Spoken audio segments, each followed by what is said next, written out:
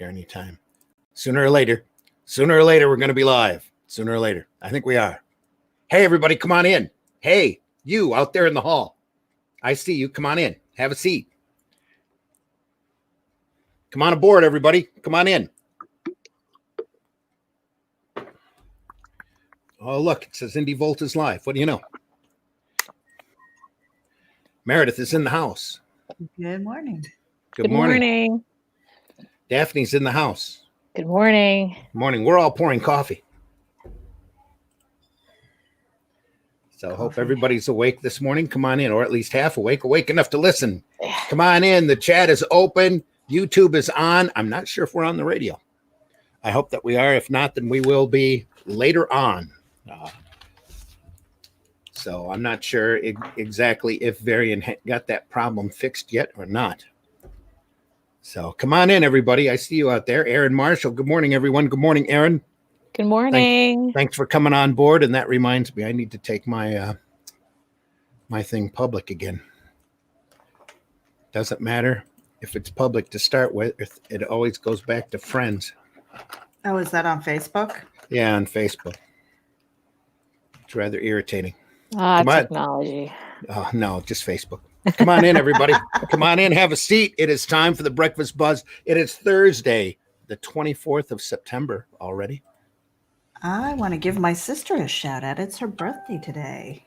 Is it Bada really? bangs. Happy birthday, Meredith. Happy birthday. Sister. My baby sister, Melissa. I love you. Come on in, everybody. We're about to start. We're going to run the opening.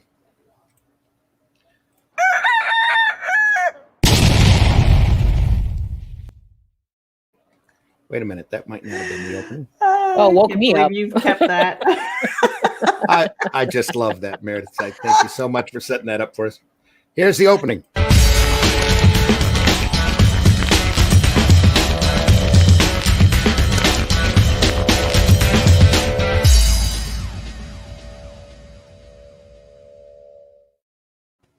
Everything's perfectly all right now. We're fine. We're all fine here now. Thank you. How are you? How are you? Good morning. Boom. Oh, look, we've got the, let me see if I can set that up better. Nope, I guess that's the way it works until we get a fourth. Oh. Okay. No, actually, hold on. There we go. There we go. Is that it? That's it right there. Instead of this, we do this. Okay. It's a matter of clicking the button. Good morning, everybody. Come on in. Good morning. Good morning. It's Thursday morning. It's time for the Breakfast Buzz, and we are on the air. Welcome, everybody, from Indy Volt Radio. I'm sure if you're not there live, you will be there eventually. There's no one running the main board this morning, I don't believe, unless Meredith has access to it. I do. You do. Ooh. Awesome. do. Are we on and running? Well, no, not the main board, but I've got the sideboard here. Somebody has to be a professional in this joint. Professional. I promised professional nitwittery by trained professionals. I basically rolled out of bed, grabbed a cup of coffee, and I got a link from Randy. I'm like, do you need a seat warmer? And he's like, yeah, get in here. I was like, oh, damn, I need to put on a shirt. I didn't. Not that type of show. I didn't hear from I didn't hear from Varian this morning, so I'm like, oh boy.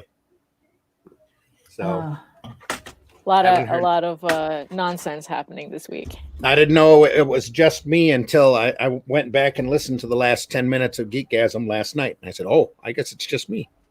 I better start sending links. Yep, I am doing that right now. As a matter of fact, just sharing out the broadcast to my network of friends. I have Josh Harris coming on in a little bit. As soon as he gets around, John Celestri has promised to pop in and talk about his campaign because he, quite frankly, we want to promote his campaign as much as we can. He hasn't quite hit his mark yet. Yeah, you hit your mark yesterday on your House of Bob. Actually, I hit it about a couple of days ago, and now it's like we're trying to push it to the $1,500 mark for the next stretch goal. Cool. What's that? What's the the stretch goal at 1,500 is an exclusive sticker. So at 1,000, which we passed a couple of days ago, was for a PDF of a previous sketchbook that I did back in 1996. Oh, way back when. This is, way back when, yeah. And That's just yesterday to us. Yeah, it's like it's not 20 years ago. No. Sure wasn't. And so it's kind of like a remastered PDF that I did based on a hard copy because I don't have the original files anymore. But it's like this is like the only way to get this book now.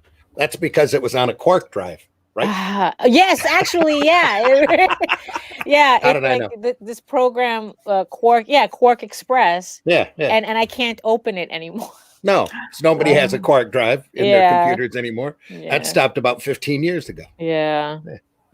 I have a hard enough time I've got a bunch of 3.5-inch hard disks here that I only have.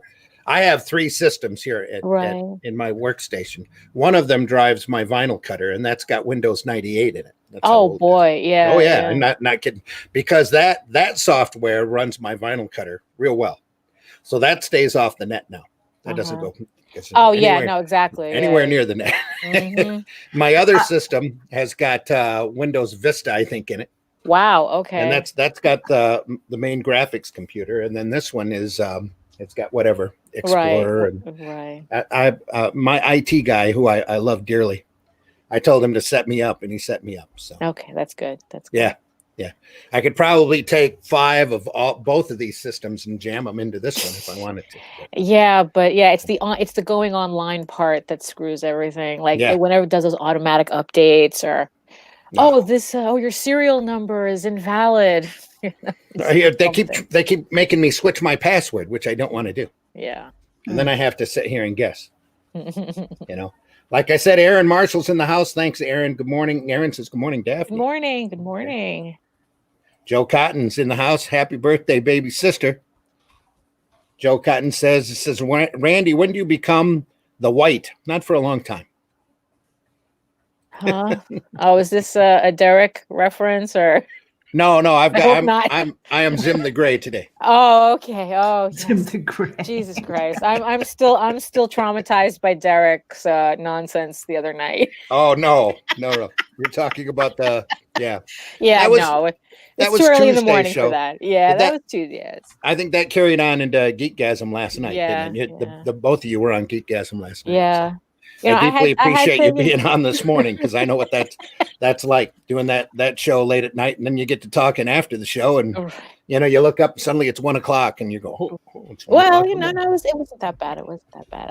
I have a new setup here, so at least it gave me a chance to experiment with everything and make sure everything's working. There you go. Oh, good then. We are joined now dig this, just to even it out, by Mr. Josh Harris. Josh, how you doing? Hello. Hello. Good morning. Thanks for coming on. Oh yeah, thanks for having me. I'm actually awake. Good to know. That's what the Breakfast Buzz is for. We just continually pour coffee and talk comics. That's all. I'm never up this early. Yeah, this rarely for a while. Rarely. got a Tigger cup with a broken handle. Oh man. Right, but that's a classic though. So. But I love this cup. I picked this cup up when I was at Disneyland in Anaheim back in 2003, and I just can't part with it. Oh, so, I know that. Broken handle and all, because I dropped my poo cup on the floor. Oh, no. It had Winnie the Pooh on it. It wasn't filled with poo. I dropped that on. I should warn everybody, by the way, that we are TVMA DLSV, where the L stands for lucky. So we're lucky to have everybody on this morning. Yeah, this morning. Well, Varian has a doctor's appointment this morning for his legs, and suddenly there's nobody here. So I opened up shop like I usually do, and I'm like going, well, who's the guest? Oh, nobody's scheduled. Good to know. Oh, good. I wonder if there's anybody I need to contact. So I listened to the end of Geekgasm, and Varian says, and stay tuned on Thursday when Randy will be here. Oh, there you go. Oh, you've been voluntold. Good to know. Good morning. Well, that's the new word. JD told me that word, and I was like, "Oh, is that what's going on?" It's a new word. Yep. Oh, hey, here comes Varian Grant now. Oh, Varian, how are you? I have not left yet. I'm getting ready to leave my doctor's appointment. I figured I'd pop in and say hi. You have a stand up of your son? No, that's a picture I took. Yeah, I took. Oh, okay. So, yeah, Oh, and hey, I'm getting a call. People don't know I'm on the air. It's all right. It's potential spam. Oh, there we go. Only potential. Yeah, no. I get If it's potential spam, scam it's likely. Scam likely, yeah. Scam likely always. Scam calls. I hate that guy. I hate that guy. I Scam know. likely. He keeps calling. Oh, he's calling you too? That Yeah, should he's be calling bad. me too. He's just got everybody's number. And for some reason, he only leaves messages in Chinese. Wow, that's weird. Yeah. No, actually, no. It's a huge scam over here in New York. It's targeting the Chinese immigrant community, and they just see, for some reason they love my phone number. So they pretend they're calling from the Chinese consulate, saying that there's a problem with the immigration process, and then Oh, you're in deep trouble. Send yeah, money. exactly. Yeah, exactly. Send So, money. so that's what's going on over here. Yeah, that's I'm trying to hide my dirty shelves here, which is why I'm adjusting my camera. They'll be cleaned out soon, but that's a whole nother story. Anyway, go ahead. I was gonna say that Lola's got 2 calls this morning from an admirer on Facebook. She was like, Oh no. Oh boy. please let me love you, baby. You are so sexy hot. Please. Cool. Oh boy. I got woke up because unfortunately her phone was right next to me. So he called at 5 and 7. I told her she needs to talk to this guy. He is committed. In more ways than one. But Really? What? How does what? It's like, is this like an Indie Volt phone number, or this is just it's a regular they Facebook. Yeah. Oh, They okay. can make phone calls on Facebook now. How is that Yeah. legal? Yeah. why is that possible? That's a Yeah, big question. exactly. Yeah, exactly. That's Why is that possible? Yeah, so he says she always gets a call from a guy. He's like, hello, hi, sweet baby. Why don't you answer? Please. right? That is just revolting. Right. Yeah. Please send me boo picture. I'm going to die. I need to see it before I die so I can be happy. Oh boy. What? Yeah. Okay, so it's gonna be awesome when I when I start answering the phone. Is Guys, I'll go ahead, Daffy. I'm sorry. No. Go ahead. I was just popping in to say hi. Hello. Hi. I'm getting ready to leave, so I will see you guys later. You guys have a great show. Thank you. Thank you. Take care. We'll try. Yeah, Just because we're up doesn't mean we're awake. right. That is very fair. Right. Don't forget to talk about Stan Lee's voice being used on the Alexa, so that you can have Alexa sound like Stan Lee. That sounds like something that you and I will need to cover on Tuesday. No, I just heard a rumor about it. Apparently, it's not true. But I can't see how that would happen because you would have to have him in the studio for a couple of days, and that can't happen now. It would have been cool though. My Alexa would have sounded just like Stan. Like, hello, true believer. Today the weather is, Wake up, true believer. Yeah. Excelsior. Yeah, it would have been great. But now I still got Sam Jackson for the time being. You just like being yelled at. That's all. Yeah, you can call it an MFer.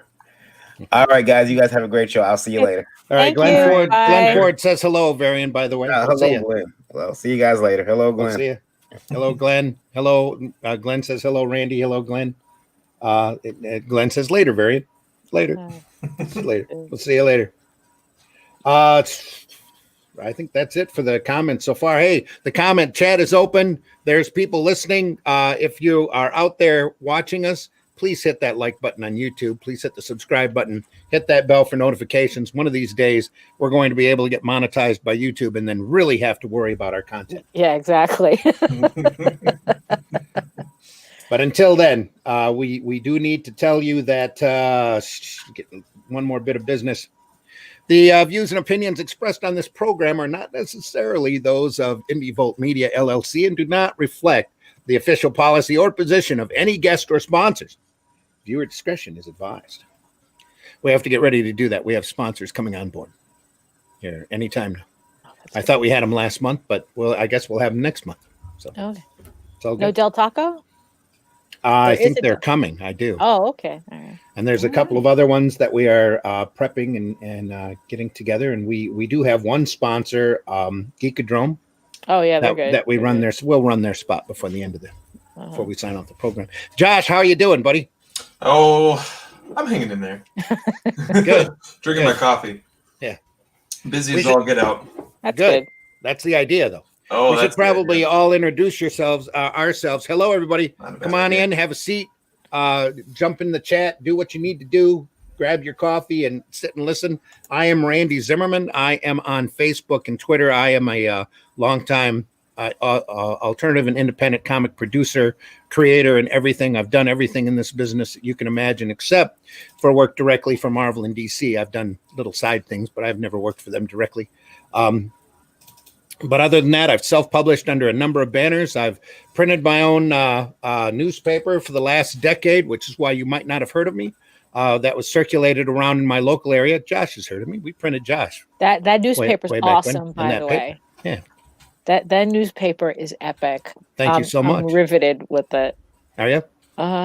Yeah, we had a great reaction to it while it was out. So, and we got. I can see pretty why. lucky. 10 Yeah. years. So yeah. Other than that, I currently do commercial sequential artwork for advertising and educational purposes, and working on our own stuff. So we've got a few things in the works, getting ready to come out, and we're probably going to be announcing those incredibly shortly, if not sooner. So, and next to me right now in the co-host chair is Miss Meredith. Hi, good Logren. morning. All right, you guys, I'm Meredith Logren. I am an associate editor and executive producer over at Geek Insider. So you can go over there and hit up geekinsider.com, sign up for the newsletter. We're switching to a bi-weekly newsletter format. I am also the project coordinator of IndieVent.com, and that is an online virtual event where we invite a bunch of people from all over, all walks of life, and all types of creativity. And we network. We have a lot of fun. We're out there to entertain you. We have an event coming up in November, and there will be more information about that coming up really soon. Awesome. And also with us today is Daphne Lage. Daphne. Hi, good morning. My name is Daphne Lage, and I'm a cartoonist, illustrator, and comic book artist from New York. I am the artist of the funny animal fantasy comic Tall Tales, and the series spans more than 20 issues, and you can check out my work at talltalesonline.com. That's Tales with a Tails. And you can also visit my YouTube channel at Daphne Lage Art. I'm currently a little over 800 subscribers, and I'm trying to get to that 1,000, just like Indie Vault. We're all in this together. All in this together. Yeah. Yep. And joining us today, he hasn't been with us in quite a while. It's been, what, a couple months? At least a month and a half or so, yeah. Yeah, a month and a half or so. Is Mr. Josh. Hello, hello. I am Josh Harris. J.R. Harris is my pen name. I'm an illustrator from Flint, Michigan. And you can check out my stuff at JR Comic Arts on Twitter and Instagram, and jrcomicart.com. I self-publish quite a bit of my own stuff, work with a lot of writers, a lot of creative people doing every creative thing you can think of, from painting, from making films, to making comics, to doing advertising, to doing logos. It's just crazy, and it's fun. I just like being a creative person, and I like hanging out with a lot of different people. So that's why I'm here this morning. Oh, well, welcome. And thanks for answering my call. Oh, yeah. Glad I was awake. So what are you currently working on, Josh? Well, I'm currently doing, pushing through the big project that I've been going through for the past year and a half is called Heavens Decoded. It is a science fantasy adventure. It's an 85-page graphic novel that is going to be up on Kickstarter sometime early next year. But we are pushing through a guidebook full of characters and concept art. And the first 23 pages will be available on our website. That is not up yet, but it will be towards the end of the year. It's just a fun adventure. If you like, any sort of sci-fi, Star Trek, Star Wars, but especially if you like kind of like the Green Lantern series, or if you like any sort of like, honestly, if you're a big fan of any Jack Kirby sci-fi art, that's pretty much where we're going with it. So it's a lot of classic sci-fi meeting new fantasy. So it's an awesome project. You're getting crazy cosmic with it, or what? Oh yeah, yep. There's some pretty intense stuff. The promo that's coming out this year really won't. That one's a little bit more of an introduction to the world, so it won't be too crazy as far as the cosmic, crazy cosmic stuff goes. But as the Kickstarter comes out, we're going to be releasing the rest of the book. And like I said, it's going to be upwards of 85 pages or so, and that's when it's going to get pretty crazy. So it's going to be pretty sweet. I'm excited. Cool. And like I said, Josh has worked with me in the past on Flint Comics, and we also have a project that we're hoping to kick out one of these days. One of these years. One of these years. Sometime, hopefully next year, we'll get that together now. I'm looking forward to it. I really am. One of these days, yeah. Yeah. I've been doing a lot of reading on that kind of subject matter. So okay. It might be interesting to do another little side. We're doing a superhero project together, and it's been a lot of fun. It's been, we started that a few years ago, and it'd be really nice to kind of jump back in and really, explore it where it could go from here. Mm-hmm. Absolutely. Oh man. How's it going, Meredith? I'm looking at my coffee cup like a sad puppy because I need a refill. Suddenly it's empty. Well, shut your camera off and go get some. Yeah. I'll be right back. It's okay. We just started. You're gone. We'll figure out. You're gonna need that fuel. So Go. sad. I'll be right back. All I'm right. just checking to make sure I have a decent avatar here. Oh. You have a lot of indecent avatars. We all know how that goes. Could be. Hopefully, everybody was there for. If you haven't listened to Tuesday night shows, please go do that, or to Geekgasm last night. I Yeah. understand it was pretty much a barn burner. Well, it was a little rowdy, but but it was good. It was good. It was good. It's always fun. Uh-huh. It's always fun. Being on, it's always fun. Because everyone's more awake at night than we are in the morning. So Yeah. Glenn Ford says just stopped in and say hi. Now he's going back to bed. oh, good night. He's done. Good night, Glenn. I'll be right back. Need coffee. All right, Go understand. for yours. Russ Leach, hi all. Hi Russ, how you doing? Hey. Russ, you want to come in? Let me know. Send me a PM on Facebook. I know I know we're friends on there. I'd be happy to have you on. In fact, I just bought into your campaign this morning, so I've even got it prepped up to go. I was going to talk about it this morning. So if you want to come in, would love to have you. Joshua Perry says, hello, good people. Hello, Joshua. How you doing? Russ says, jrcomicart.com looks great. Nice work. Oh, thank you so much. Are you familiar with Russ Leach? I don't know if we've talked before. Maybe we might have, maybe not we have. haven't. You haven't been online much, have you?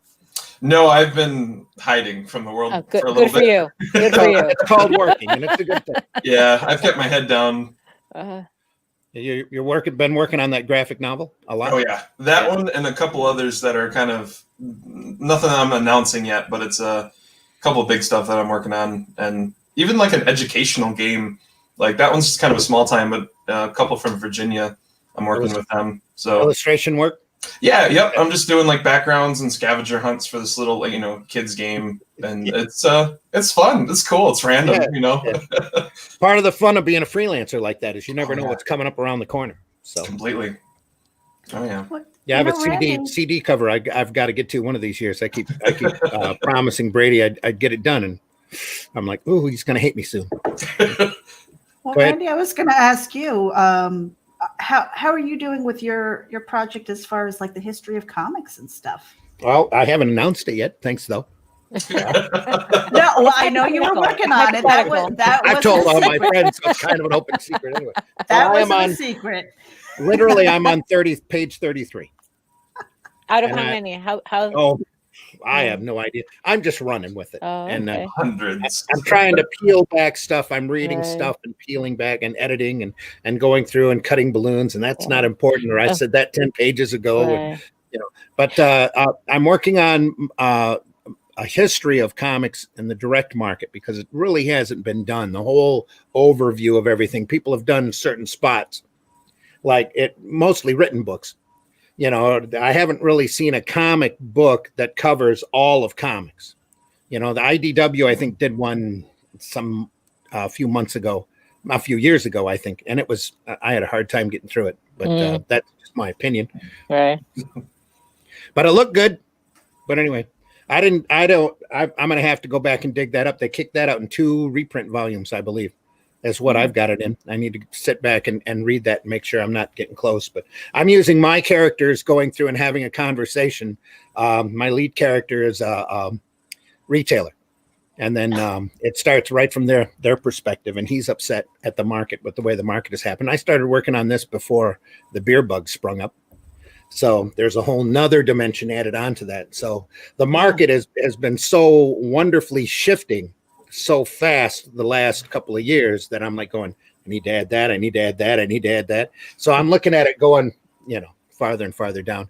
I'll say I'm on page 33 right now. And I've just gotten to the point where Martin Goodman has, who's the owner of Timely Publications, old pulp manufacturer, has paid Funnies Incorporated, Carl Burgos, and his studio to do a product for him that he can't keep on the stands. He prints, I think it was 500,000 to start with, and they sell out immediately. And he comes back with the next month with another 400,000, and they sell out almost immediately. And he's still those numbers. Yeah, exactly. And he still doesn't name his company after it. So, and that was Marvel Comics #1. Wow.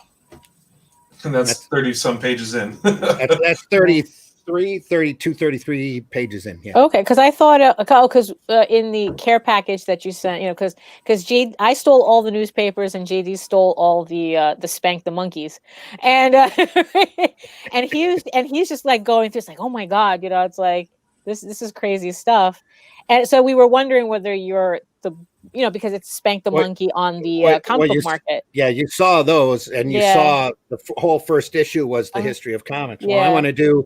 I want to take all 3 of those issues and compact them together into one volume. It's going to take a while. Right. Yeah. So, but the second and third one, there's a lot more information. The first one, I'm really getting into a lot more detail than what was there. And the first version I did, he kind of jumps from decade to decade, and now I'm jumping from important event to important event. Because the cool thing about comics history, once you get into it, which is why I love reading about it, is that everything is so interconnected. And everything is so, it's like there's all of these little details attached to it that 10 years, maybe even 15 years or 20 years, all come back and haunt or pop up. And haunt's a good word. Yeah, really. It's like a gigantic chain, or I'm not sure if I'm going to compare it to a large chain or a large string of linked sausages. Because it's all connected, and then once one sausage gets closed off, or there's a problem that happens in the market, somebody else comes up with a way of getting around it, and the art form ends up really flourishing because of it. And there's either a small explosion or a small implosion whenever that happens. For example, when the direct market started, the numbers just shrank down, but the profit margin got bigger. And then these companies kept raising the cover price of their books. So their profit margin kept getting bigger and bigger and bigger. And, every time there was a small increase in newsprint, there was a large increase in cover price. So in order to, make up for it. Sure. So it's a really interesting story once you get into it, because you've got, the spiral racks, the distributors, the Senate hearings, the comic about that, the manipulations, I did a 3-part on my Zim Geek channel. If you ever get a chance, I did a 3 or 4-part series on just Captain Marvel, because all of the stuff you learn about the original Billy Batts and Shazam Captain Marvel, it's just amazing what you look at comic history now from that perspective, and you have no idea I had no idea who Captain Marvel was growing up. I mean, Shazam Captain Marvel. I found there was a 1-page note of him in Jules Pfeiffer's Great Comic Book Heroes. And that's the only time I had ever seen that character until they started the Shazam comic. DC did back when I was a kid in the 70s. I think Shazam was, a lot more popular like outside of the United States. Oh, he was popular all over. Even in the States, it was tremendous. Right. And the reason it's been downplayed is because of DC and Superman. And it's really interesting because they got into a court battle that lasted for years, and they racked up and it was DC's fault, really, because they sent them and here I know we could probably be talking about anything else. You're seeing me starting to get excited. I'm like going, oh, this was so cool because this happened and then that happened and then this happened. But Fawcett Publications, when they first started, one of their first titles was Master Comics. And Master Comics featured a character in there called Master Man, who ran for 6 episodes. Master Man was a direct ripoff of Superman. And at the time, the Wonder Comics had come out. Fox Publishing had done Wonder Man that Will Eisner created.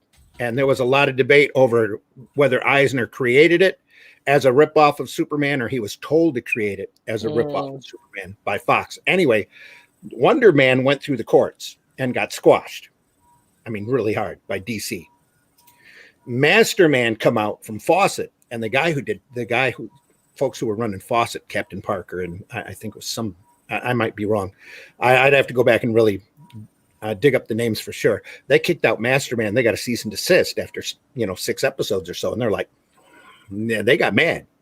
And they said, well, we're going to change the character because the character was popular. Superman at the time was raging. So they really added they changed a lot of elements with the character around, grabbed another strong man type character that they were working on, that they had done a dummy copy, like an ash can for, just to secure the title for a character they called Captain Thunder. And Thrill Comics was the name of the book. There's a mimeographed ash can of that, or 2 or 3 of those running around. They did it just enough for them to secure copyright. They ended up changing that and coming out in Whiz Comics #1 as Captain Marvel. And they were literally thumbing Superman at Superman. If you see the Whiz Comics #1 cover, the Action Comics #1 has Superman lifting the car and smashing it. It's a real iconic cover. The Whiz Comics cover has got Captain Marvel just throwing the car. Going, forget this, boom, into a building. And it was their way of kind of thumbing at National, going, if you want to come at us, come at us. And so they sent him a cease and desist, and Fawcett ignored it and kept going. And the war happened, and National apparently didn't want to get into a big court battle. The courts were all stalled, and there was a lot of stuff going on because of the war effort. So during the wartime, Captain Marvel becomes absolutely huge all over the place. Millions of copies sold every month. Captain Marvel Adventures goes bi-weekly, and Captain Marvel just becomes super huge. And then in the meantime, Superman's got the Fleischer cartoons going out to the theaters. And they signed a contract with Fleischer to do the cartoons. So Republic, I think it's Republic, came to Fawcett and said, hey, let's do a serial that will, at the time they did serialized adventures, and they did a lot of comic book adventures. They did Captain Marvel, and Captain Marvel, the Captain Marvel movie serial, was the first live action film to hit the theaters. And DC with Superman were like going, well, we need to do that too. We've got to do that. And Fleischer come back on them and said, no, you signed over your rights. We've got the rights for theater. You can't do Superman live action right now because we're doing the cartoons, and we've sunk all this. Paramount at the time was controlling it. They had sunk all this money into it. We're doing these. You can't do live action. DC then gets ticked and sues Captain Marvel finally. And after, I don't know, it's like 4 or 5 years of them sitting on the cease and desist, finally decide to sue Fawcett. And then that lasts for years. That goes on just years and years in the court. And finally, the market had crashed so much because of the seduction of the innocent and the kitty literature stuff happening, that Fawcett just threw their hands up and stopped doing Captain Marvel. Anyway, yeah, thanks for that. Yep, time to move on. Anyway, it's all comic talk. Yeah. Oh yeah, for sure. Josh Burris says, share it here. Ben Lacey, Miracle Man was Britain's knockoff that they came up with in the 50s when the court battle killed Captain Marvel. Absolutely. Yeah. Yep. Good morning, Ben.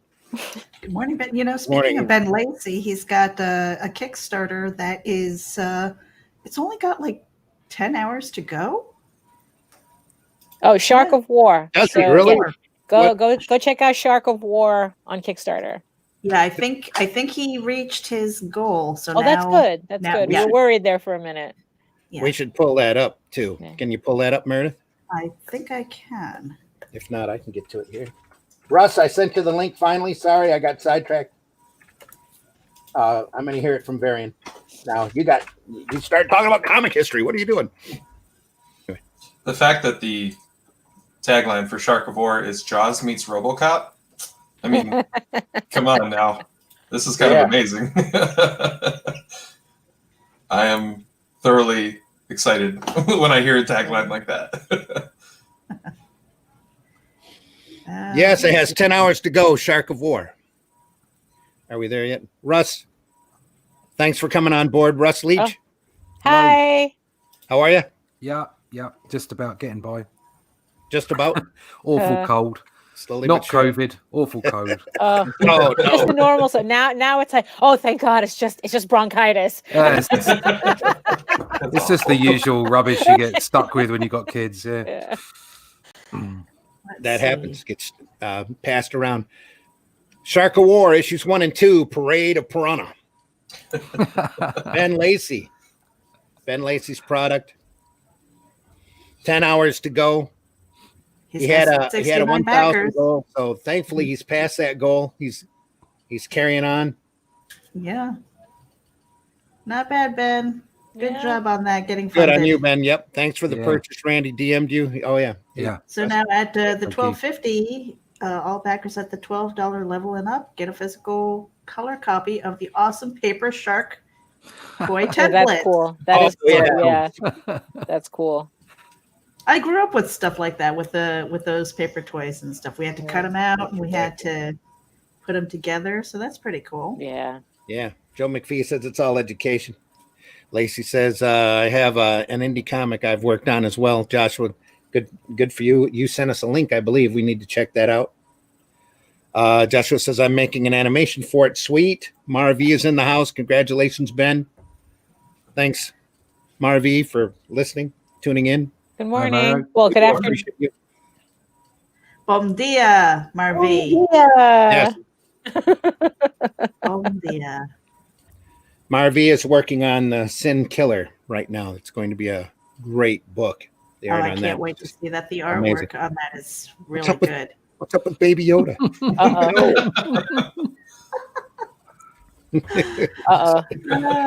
Decide what happens. This is the Shark of War not getting a cease and desist from Disney. Yeah. Why do you hurt Baby Yoda? Don't hurt Baby Yoda. Don't hurt Baby Yoda. So yeah, but Ben's been on a few of the shows, and he explains, the whole concept of the shark. It's sharks with jets. Sharks with jets. This is incredible.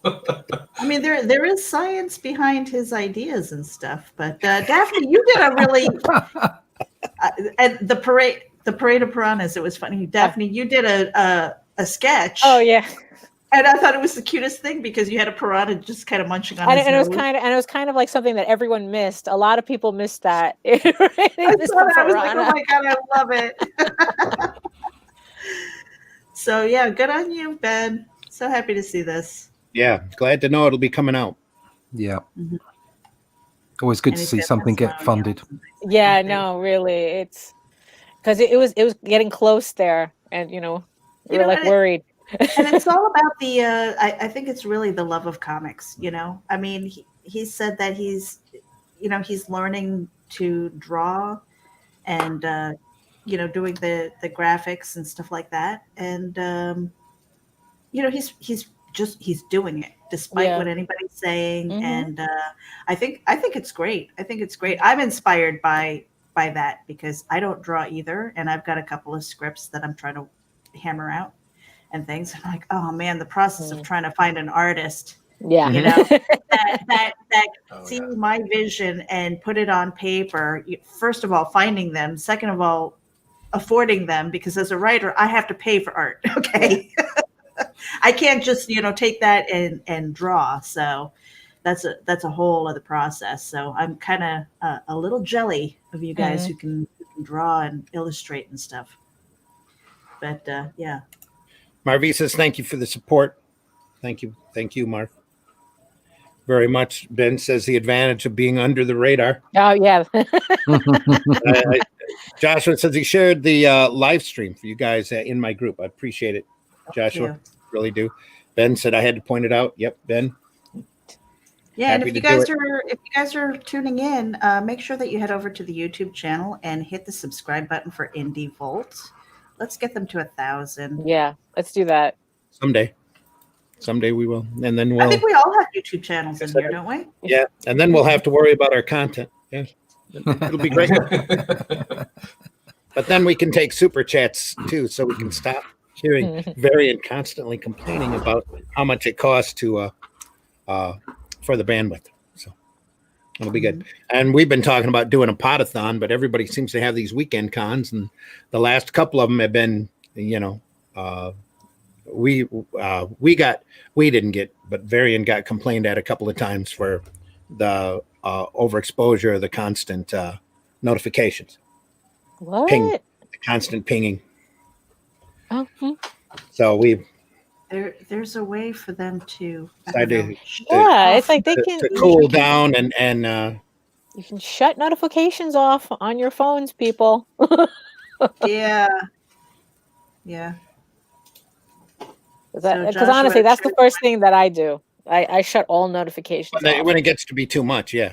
When it gets to Well, be my big problem now, whenever I come onto Chrome, I can come on Chrome for an hour or two, and then suddenly I get all the notifications that pop up since the last time I was on Chrome, all at once, just bing, and you erase it, bing, keeps coming up all the time, over and over again. I think a podathon is a great idea because I mean there are costs associated to running all of these shows. Oh, yeah. I mean Yeah, there are. not only just not just equipment and stuff like that. Some of us have decent mics, decent cameras, but now you're talking about website, you're talking about servers, bandwidth, all that stuff, and even as creators in here in the room, it's like, those art supplies cost money too. Yeah, exactly. Yeah, exactly. Yep. Oh yeah. And I was especially looking at with the internet pencils. channel. Go ahead. I was looking at pencils and stuff because I mean I doodle, but I would never consider myself an artist, so I was looking up, I see pictures of people, and their equipment, the pencils, the brands, and all that stuff. And I'm going, holy crap. I mean, you guys, this isn't Crayola. Okay. Right. You're not going to the grocery store to pick up a box of colored pencils and stuff, You don't consider writing artistry? I do, but it's different, because it's just a different visual. I think it just uses a different part of your brain. I think so. I don't know. When you have to sit and describe it in prose? I think so, because I think that's more, to me, I think it's a more, like the more logical brain, whereas, the artistry, you're putting something out and that's just definitely more artistic, the creative side. I think it probably uses a different part of your brain. I think so too. Yeah. What do you think, Josh? That's what I was just kind of like thinking of how to answer, because I do agree. I definitely agree, because I think the best, I always think of me and my brother. My brother has been a writer for 10 years, and he always hates how much he has to do so much work to just get something out, to get an idea out, to work through it over and over and over again. And then I'm just sitting in the corner hey, I drew 10 pages of a comic and I'm done. And he just gets so frustrated. And it's obviously I have to if I write my own comic, I have to go through that process, but it is kind of like what you're saying, Meredith, you can't just take it from here and it's not right there. You can't just throw it down. You got to work through it and think through it. And you do that as an artist, but I do agree. I think you use a different part of your brain. You're saying you just throw down your art? I just throw it down, smack it down, and it's just right Slam there. it down like a bad wrestling move? Yes.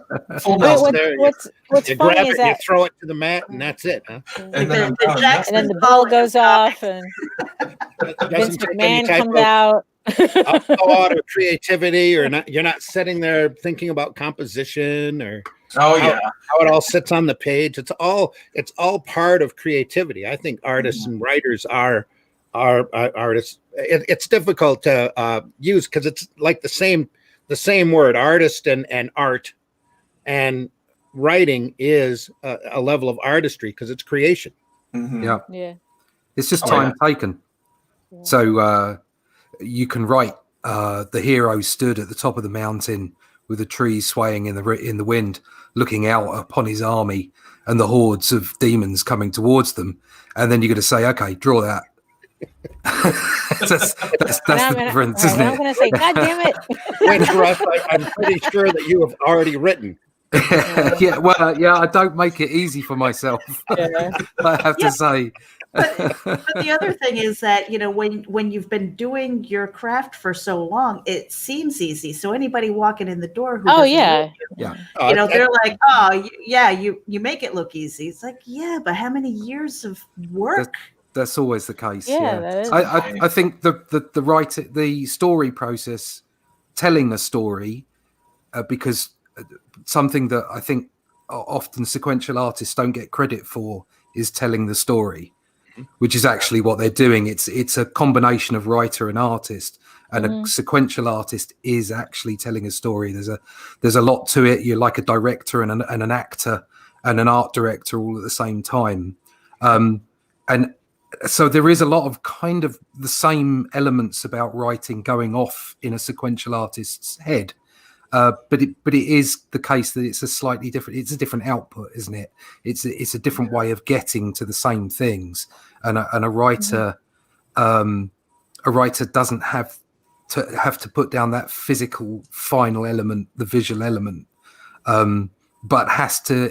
The difficulty for the writer, if they aren't the artist, is to get across their story and the emotion and the drama and the energy to the sequential artist to make sure that they put it down on the page. So, you know, that's why combining with other people is such a magical thing in comics, I think. I think like one of the most obnoxious arguments that I keep seeing pop up once in a while is the whole like, oh, writers are just hacks. It's artists that carry the book, and you know, we're more important. And it's like, no, honey, it's not a competition. It's a dance. No, yeah. You know, yes. it's like Perfect. Yeah. You know, you're both needed to make a good comic. It's not like one person is more important than the other, because I can point out just as many artists who don't know how to write a proper sentence and do a proper story. So don't tell me that writers are just hacks that, you know, that you guys got to carry. I mean, I think comics suffer from that because it's a visual medium. Yeah. So it's easy to lay that argument down, but it's not so easy to continue it. It's like, you pick up a book in a comic shop, or you pick up a book because you've seen what it looks like. You're only going to stay for the second issue if the story keeps you going as well. Exactly. You know, you've got to have both, and they've got to work in tandem. It's dance, just like you say. Right. Yeah. I mean, because the pretty art can only take you so far.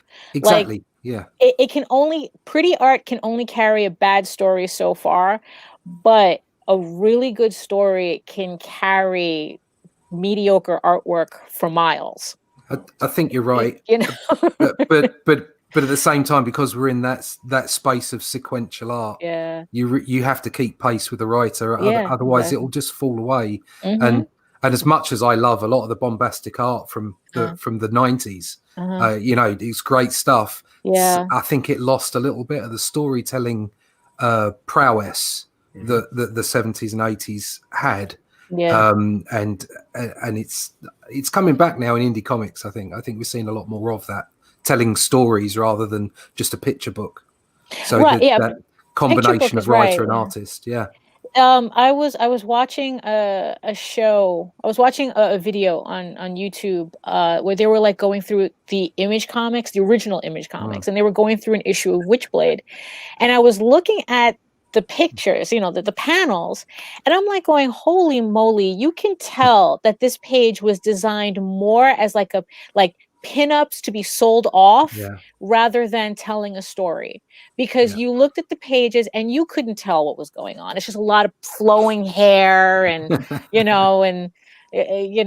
full body, pinups, and it's like, we're supposed to be reading this, you know, and they couldn't tell anything from the artwork. Yeah, well, that too.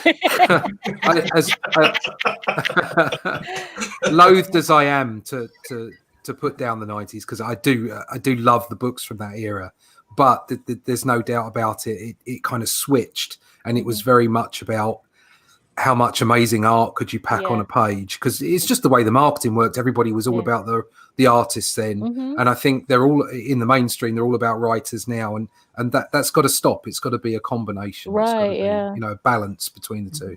And before we go any further, Russ, I just brought you on without having you introduce yourself. Introduce yourself to our radio audience. My name's Russ Leach. I'm on YouTube as Comic Book Black Belt.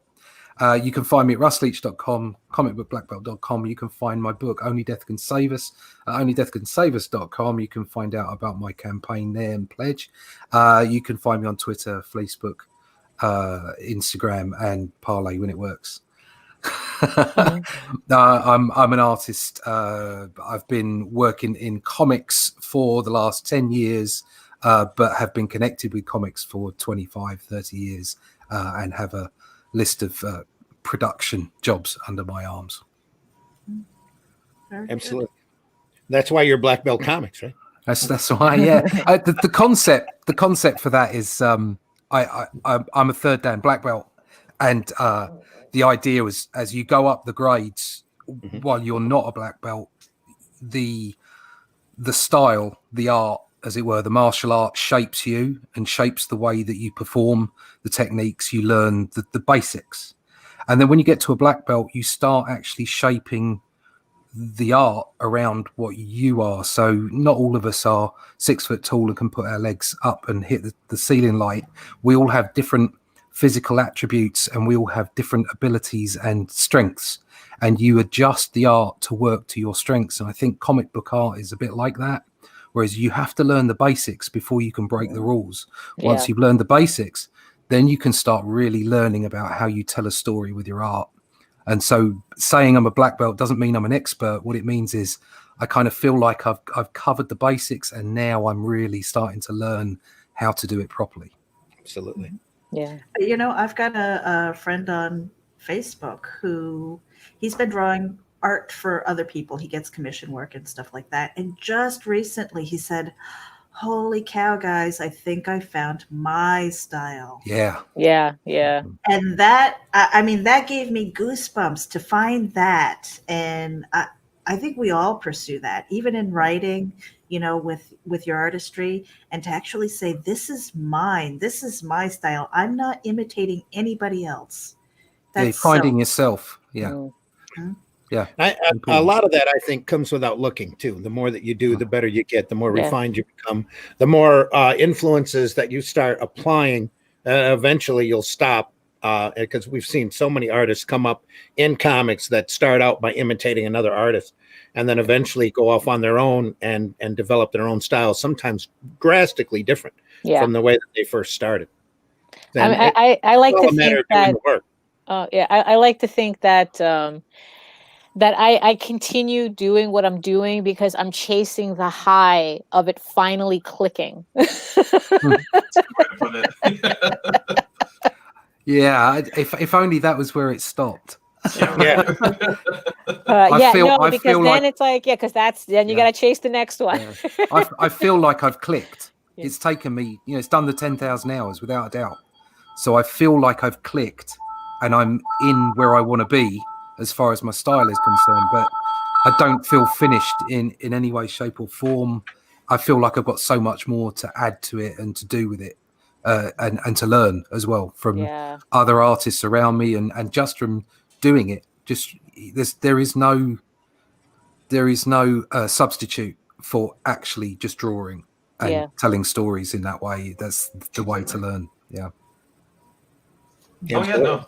I think kind of going on the note of like the visual storytelling, like you said, there's no other way just to do, to get better at it than just doing it. Because I think that would be the biggest critique that I see of like a lot of like independent creators, or even some big published artists, like having that visual storytelling and not letting the writer do all the work, and actually like kind of like what we talked about, like a little bit from the 90s, like you're just drawing, you're not just drawing pictures, you are telling a story visually. And that like every time I have, like if I tutor like a high school artist or even just another, a friend of mine, I always like, are you visually storytelling? Are you like making sure your story's obvious to read without any dialogue, without anything? Can you understand it? And a lot of times it's like, oh, okay, like I try to like try to let that be like first and foremost, kind of like what Randy's saying, like being like, page layouts and really thinking about it. Like, yeah, no, I don't just sit down and draw up a comic and call it good. Yeah, no, I'll spend,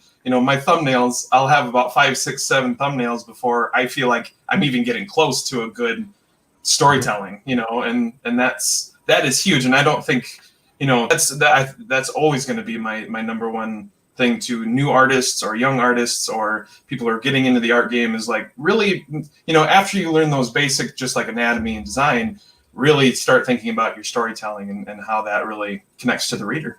Mm-hmm. Yeah, that is so important. I mean, because it's like, yeah, even though whenever I do a book, the goal is to make it readable without any dialogue in it whatsoever.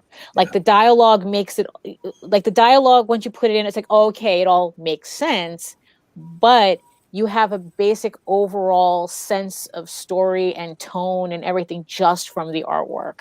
And that's like, yeah, and it's really funny how a lot of comic book artists kind of miss that.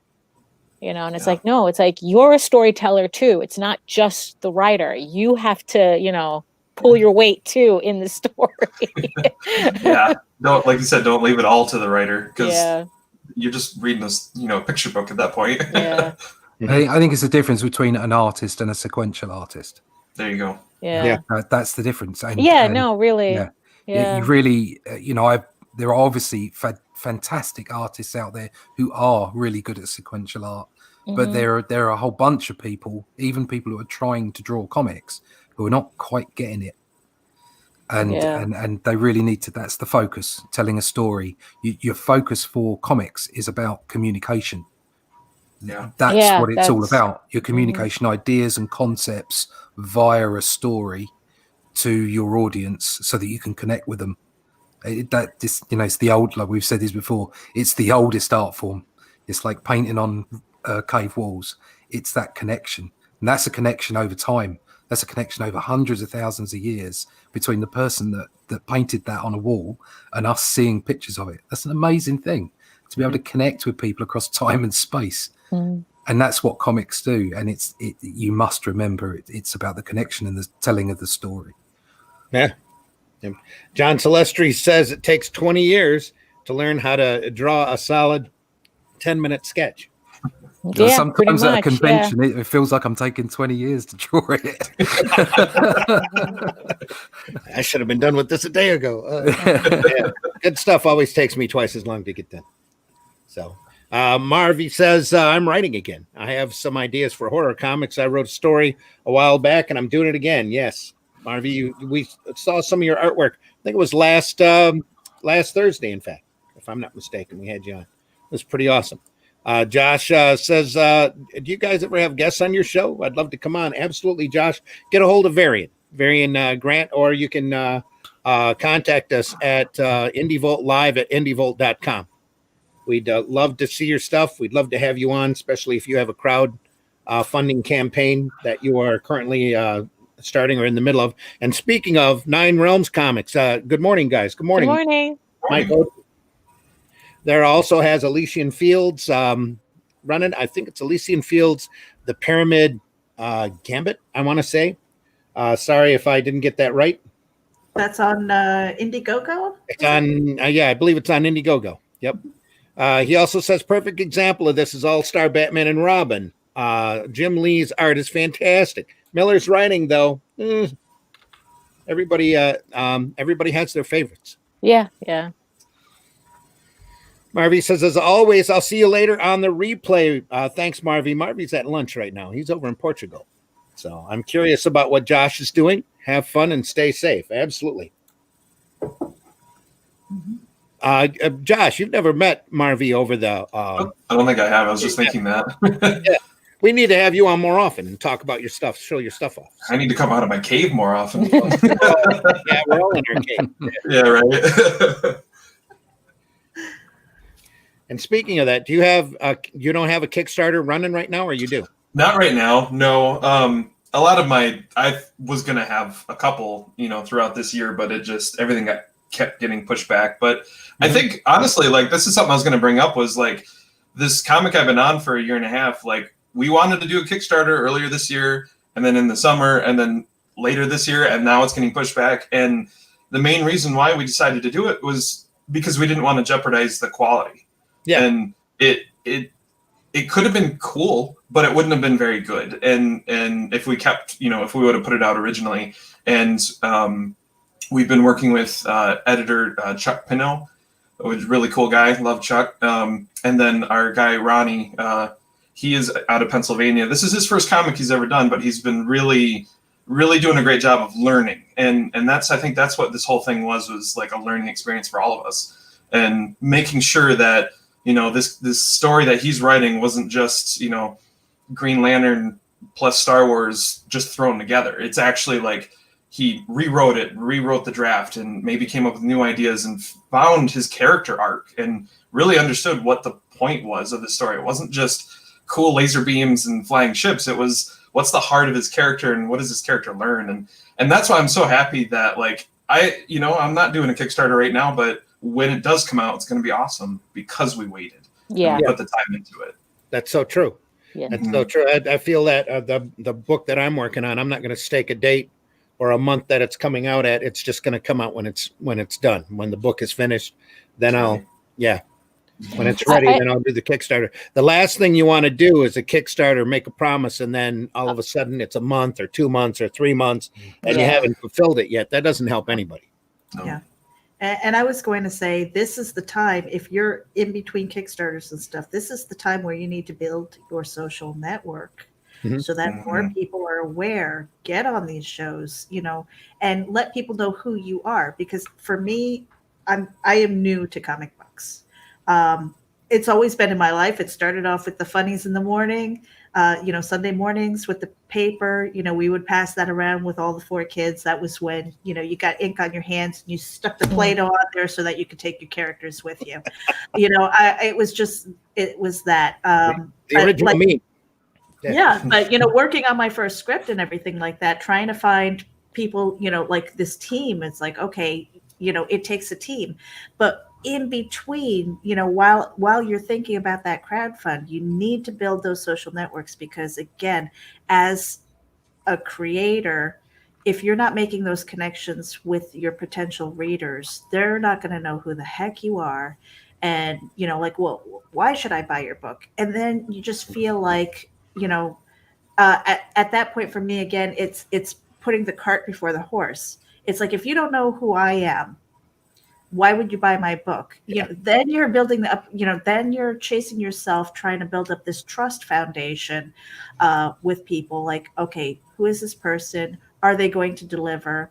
But doing this ahead of time, telling people who you are, the creativity and the passion that you have for your craft is so important. So when you get to that point, when you launch, you have advocates behind you, who will push your book because they like you.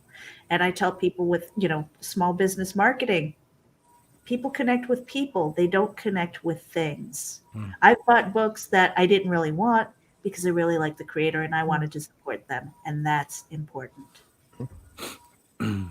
Yeah, I mean, huge. because it's like to I guess, like, to complement everything that she said, like, I don't think my sketchbook, I mean, it's just a 24-page sketchbook, and I think the response it's having on Kickstarter is bonkers. Like, I never would have thought I would have sold a sketchbook for that much. And I really do think that there's a connection between my sketchbook doing how it's doing and the fact that I've been doing a lot of Indie Vault, I guess, like, just coming on and talking about it, and just in general, just talking. It's what we call the Indie Vault bump. Yeah, right. Yeah. I mean, I don't think, I don't think it's coincidence that's what's happening, because I mean, I had a sketchbook before and it did modest, but this is like my first solo project that went over 1,000, and I'm like, oh my goodness. Awesome. That's good to know. So that's, it's like, so, so once your stuff is done, which is always the best to do a Kickstarter when the work is actually done. I mean, just really throw yourself out there, because it really does make a difference. And if you're out there listening on the radio right now on indievolt.com, I'm Randy Zimmerman. You are listening to the Breakfast Buzz this morning. It's Thursday morning where we are. We're not sure what it is where you are, but we welcome you aboard, and we're glad that you're listening. We're here with Meredith Logren, with Daphne Lage, with Josh Harris, and with Russ Leach. And Russ, you have a book. Yes. Currently available on currently campaigning on Indiegogo. That is awesome. Yeah, it's into its last 7 days of the first month. Wink. But yeah, I'm up to 67 backers, and it's doing really well. I'm just stunned at the support and the backing of it. Well, it's a great product. Tell us about it. It's Bronze Age inspired. It's pretty much like we were talking about earlier about finding your style, finding what you love, finding you. And I started off in the mid-90s, connected with Marvel as a Jim Lee clone. I still love Jim Lee's work, but I realized that only Jim Lee is Jim Lee. And I've really got to be me. And this, the books of the 70s, 80s, early 90s really were where my artistic inspiration came from. Mm-hmm. People like John Buscema and inkers like Joe Sinnott, and that's where I see the perfect sample of comic books. Really, it seems to me like a perfect vision of comic books. So anyway, that's where my personal inspiration came from, and I wanted to get across not only my personal artistic inspirations, but also that whole Bronze Age kind of feel to the way stories were done. So cosmic, a little cheesy, all ages, so that you spoke to everybody and never spoke down to anyone. Vast, huge concepts with a little bit of humor in it, but at the same time, a solid adventure with lots of massive titans beating the hell out of each other. We all like a bit of action. So sure. romance, not sex, action, not violence, a hero's journey, not ideology. Just fun. That's what I wanted to make, and that's what I wanted to get an audience for. And hopefully I've hit that balance. Well, you can't help but look at the artwork and see that it's going to be fun. So that's the hope. That is the hope. So I mean, from my perspective, I've got a target of eventually, because I see this as a way of starting a business. I don't expect to do amazingly or stellar in any way. I'm hoping, obviously, that I want to reach my target. I'm hoping to get to that. But my overall target is to get an audience of say, once I start running the books, of somewhere between 500 and 1,000. That would be enough for me, and I'd be able to communicate with that audience. And obviously, the more people I could get to read it, the better. I'm just there to entertain. And the other thing is to be as professional as possible, both personally but also with the book, to try and create a product that people would want to keep on their bookshelves with other books in their collection. Sure. So it's a high standard. I understand that, but I think you've got to aim as high as you can. Give us the elevator pitch for Only Death Can Save Us. Okay, if you want to wind it up just a little bit further, sure, then I can read that. We've gone past it. Right there, 80 plus pages. No. Yeah, Only Death Can Save Us. There we are. It's a Bronze Age inspired cosmic fantasy romp, bringing together action and pathos as the ancient elemental known as Death leaps from his ethereal retirement to help a young soul protect her loved ones, her world, and even existence itself. This has got cosmic written into its architecture. Yeah. And if you take a look through there, it's on Indiegogo right now. Only Death Can Save Us. Take a look through that campaign. Contribute if you can. And I've got a piece of artwork here if anybody wants to see it. So swing back here, Russ, and take you full screen. There you are. Okay. So there you go. This is the center spread. So obviously this is just the inks at present. Oh wow. Oh damn. So this is what you can expect from the book, from the line work. It's Okay, I gotta break down and just finally make an Indiegogo account so I can get my grubby hands on this. thank you. I This- got that This is wow. the centerpiece. This is where the two big guns finally get to meet, and then from there on, It's you okay, see the- Daphne. It doesn't hurt. I had to do the same thing with Kickstarter. I had to get on Kickstarter in order to buy Cat Dad and Supermom. Yeah, I've got accounts on both and buy from both places. Yeah, I've kind of got used to it now. So Yeah, This page is stunning, and I can't even. I mean, I love it black and white, but I can't like even imagine. I'm a sucker what it for would this look like with color. bold inking style. Like that's literally like what I try to imitate in my thank you. stuff. I mean it's that I've been told it's a brave style because I've got nowhere to hide. Yeah, exactly. pretty much. And I- No, that's exactly what it is. Yeah. I've got to get it at least close to right. So yeah, Mhm. so there's the center spread. Yeah. See a lot of Joe moving Sinnott on. in that. I think we mentioned when we had you on last time. I see a Yeah. lot of Dave Gibbons in there. Oh, thank you. It's just being connected with any of those kind of names is obviously we're all standing on the shoulders of giants, aren't we? Right. At the end of the day. Oh, yeah. And here's one of them. Hello. Yeah, John. We're joined now by John Celestri, John the animator. John, how you doing? Hey, good morning, boys and girls. Good morning. Good morning. Yeah, I'm doing quite well. Thanks for having me on. No problem. Thanks for coming on. John, tell the radio audience about yourself. Okay, well, I'm John Celestri, also known as John the Animator, John the Animator Guy. I've animated for the last 45 years on feature films, TV specials, Saturday morning cartoons. If you grew up anywhere watching any of those things in the last 45 years, you've seen my work. I've animated Boba Fett in the Star Wars Holiday Special.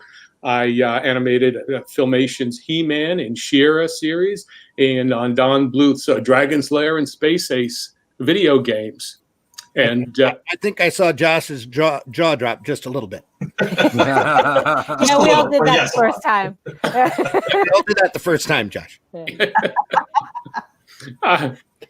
Say but what? I've done a lot of that work, and just for the Batman day, I put up one of my Batman, Canadian animated commercials I did back in the '80s. Mhm. So that was my way of saying, okay, here's my official contribution to the legend there. But I've taken. I'm pretty much retired now, except for my own projects. So I've started and launched several crowdfunders. In fact, I've got one. I started one. And we're getting down to about the 8th day on Indiegogo, and that reached its goal. And so Yes, it we're did. good. You crossed your goal. What was it, a day or so ago? Right? Yeah. Oh, It was a that's day or right. so ago. Yes, and basically it was to the because of a good Samaritan who wanted to make sure that the campaign got funded, and also he wanted to give this person wanted to donate books to the boys' clubs Oh, for kids excellent. between the age of 7 and 10. That's awesome. Oh, Yeah. So that was it. He said, "Okay, well, let's. What can we do?" And so he brought me over the line.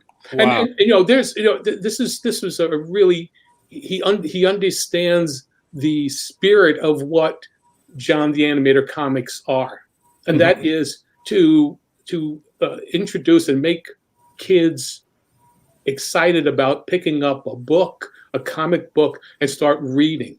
And reading is very difficult in this visual age because everything is fed to you. You hear it, you see it, but in reading you are forced to interact with it. on the page. You have to understand the symbols, which means you have to understand the code of those squiggly lines that make sense to you. Right. And I don't know that that is really addressed in today's society, especially amongst in the comic book world or even in the independent world. There's not enough material for the prepubescent. Anybody 12 years old and under, you really are different from, the most of the material, the vast majority of material that is the starter range. I mean, this is my my feeling. I don't see very much where, other than Dogman and Captain Underpants and that sort of thing. But you know what? People say, oh, well, comic books are alive. It's only because of one series. Yeah. Now, there's room for more than one way of getting interactive with your readership. I'm sorry, I don't mean to go on and on, but I do have. Tell us about the books in your campaign. Okay, the books are with Snuffy and Zoe. That's the entry level between the ages of 4 and 7. It's about two sibling bears who when they're bored, they jump into their magic toy box and have all kinds of adventures that they create out of their own imaginations, but using the toys that they play with. So some days they've jumped into the box and they're trying to steal cupcakes from a dragon, or they're trying to find a lost soccer ball and they get captured by a bunch of a crew of pirates made out of colorful balloons. So there is that kind of whimsy and innocence that is for kids, between the ages of 4 and 7. They're trying to figure out how things are and what's actually going on besides their nursery. They're trying to explore and be different. The idea of this is to help develop their muscles, their imagination muscles. I've got a coloring and drawing book that goes along with each of either of these two books, or you get as many as you want. But anyway, that's but it's something that with simple lesson on how to draw, what is the basic elements of drawing, how to create using lines and shapes and things of that sort. The Mega Moose, then, so that's that. Then for the ages of from 8 to 12, I have Nicky Nardson Mega Moose comics. And Nicky Nardson is a nerd who is constantly bullied in school. He's about 12 years old, but he's given a magic feather where he tickles his nose and hachoo, he sneezes, he turns into Mega Moose, a Minotaur type character that has all the powers of the animal kingdom. Now that's Shazam, So, yeah. But we were talking about Billy Batson earlier. Yeah. Yep. But that's it. I've been listening, so I understand. But this is my love to the original idea of whimsy and innocence, which Captain Marvel never left. And that was the thing that when they redo the reboot of Shazam, that was a thing where they didn't understand what innocence and whimsy, like the talking tiger. It wasn't just Tony the talking tiger. It's just he's not doing sugar frosted flakes. It is something else. It is a whimsical feeling of what could possibly happen in a universe that isn't, even though it obeys certain physical laws, there's still magic in it. So anyway, I've got two stories in this issue. They're all of the books have are standalones. They have complete stories. The Snuffy and Zoe each have a separate story. Mega Moose has got 2 stories, a 12-pager and a 16-pager, and it's all complete. And so that's what Mega Moose is all about. I've got various tiers from $3 for a PDF all the way to $95, which is for the super duper mega pack that has an original Boba Fett pencil sketch that I'm doing for each person who supports me at the $95 level. Cool. So, and that's all he wrote. So anyway, with Kickstarter, I've got about 26 days, to go on that. The Indiegogo campaign, you can see I've got 8 days left. So whichever shop you want to play, it's either Macy's or Gimbals. Oh, people don't remember Gimbals. Oh, I remember Gimbals. Yeah. Okay. Wow.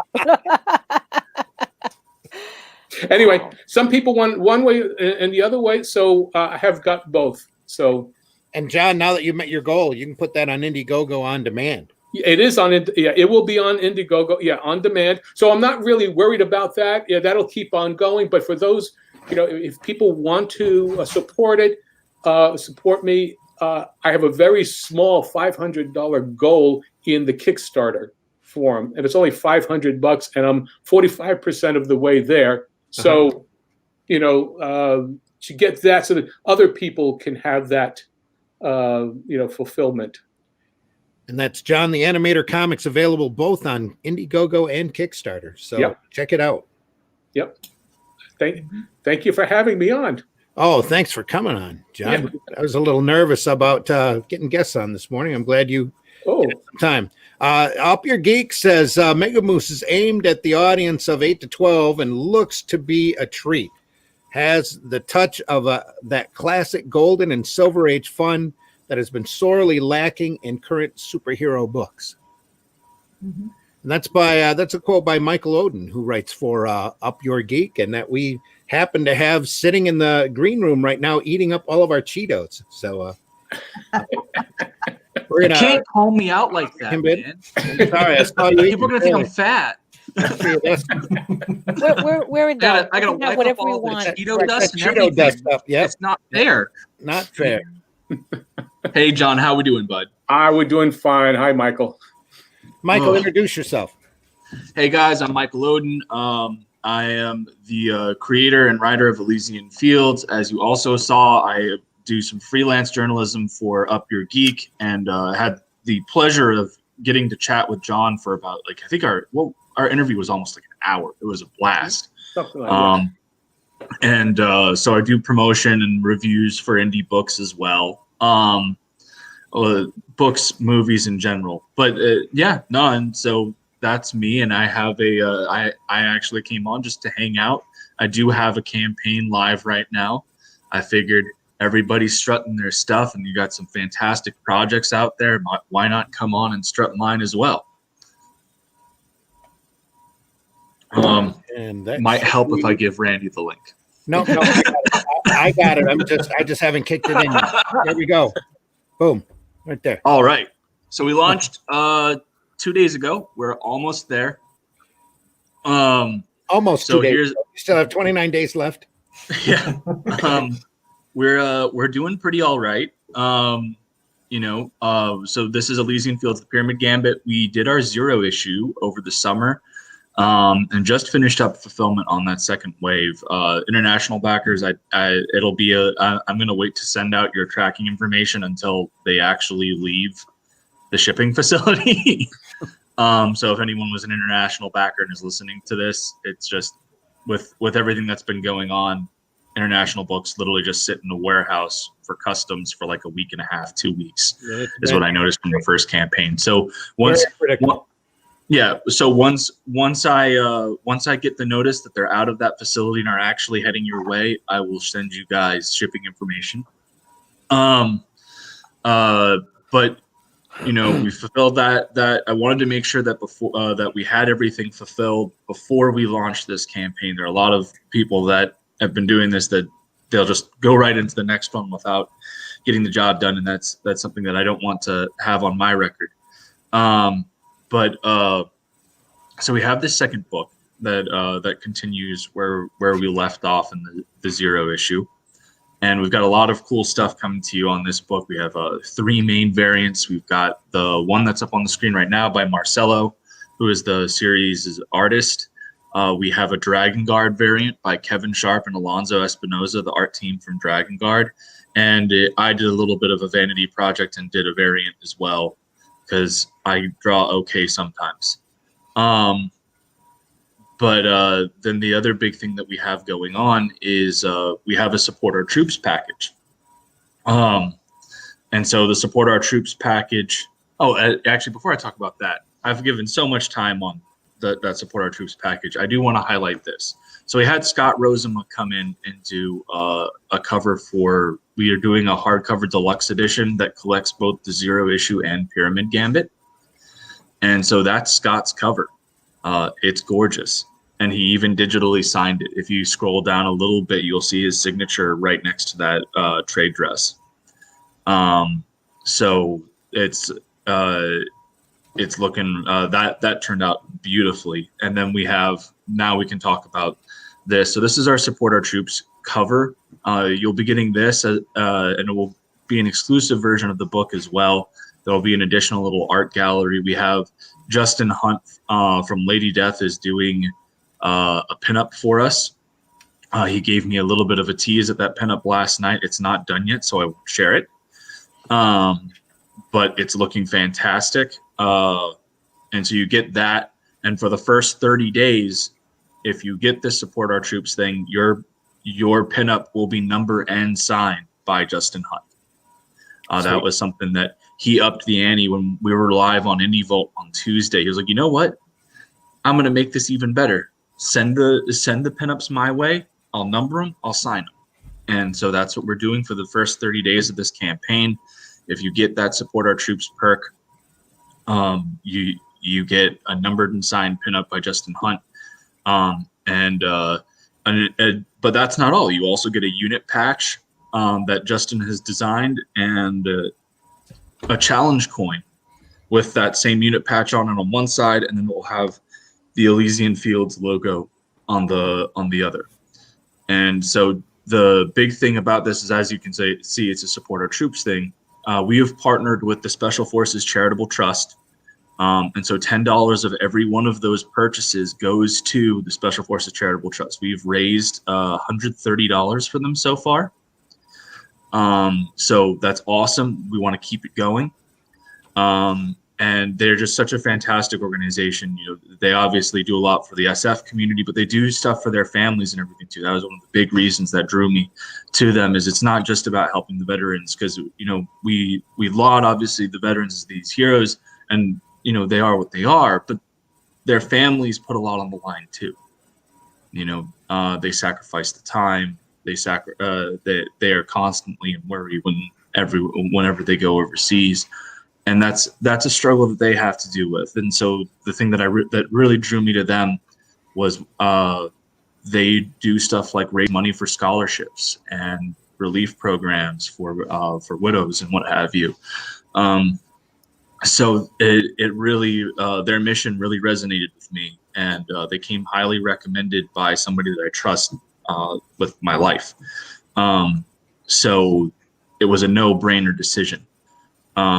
And we're really happy to be partnered with them. They're doing what they can to promote on their end and help get eyes on this book. We're really hoping to make not only Elysian Fields a bigger property, but to give them the ability to continue these fantastic programs. And you have a retailer perk. Yes, we do. We have a retailer perk. How can I forget that? I think it's because Varian's not in here. Yeah. So we are partnered with Liberty Distribution. And so what that guarantees is that when we get the books, I'm going to take this retailer perk gets the retailers a base level of 9 books. You get 3 of each cover. If you guys want more than that, I have if retailers want more than that, I do have a system that works.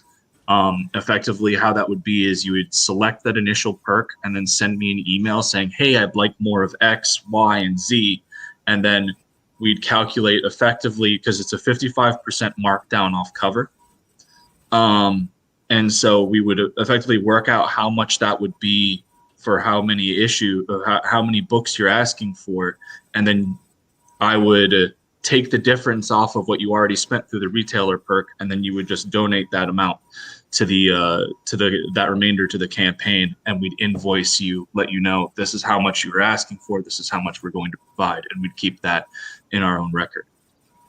And again, we're talking to Michael Oden from Elysian Fields, the Pyramid Gambit. That's available right now on Indiegogo. He has 29 days left, has 21 backers so far. It's a good product. Need to take a look at it if you can. All right. Thank you, Randy. Oh, the other day, I mean, because I caught some of that, some of your Indie Vault interview the other day. You had like a hollow cover. A holofoil cover, yes, we do actually. Right. So that is available. We have a limited amount of them. So the original campaign, when I did the 0 issue, I was brand new. Like I hadn't done anything before, so I didn't really have any. Like I had 2 or 3 perk tiers or something like that, and my whole thing was I wanted this book to have something special about it, that set it apart. And so what we did was, for all the original backers of that campaign, we did a limited print holofoil run of the 0 issue that came with a little art gallery. And, I think actually Meredith has a copy. I'm not sure if she's opened it yet, but I know that she got it. I remember you showing it the other, and it's like, it just popped right off the screen. Yeah, no, like the crow in my head going, ooh, shiny. and so that as I said, that is available. Yeah. That is available there too. We have, I think 3 of them have been claimed. So I think it's down to 27.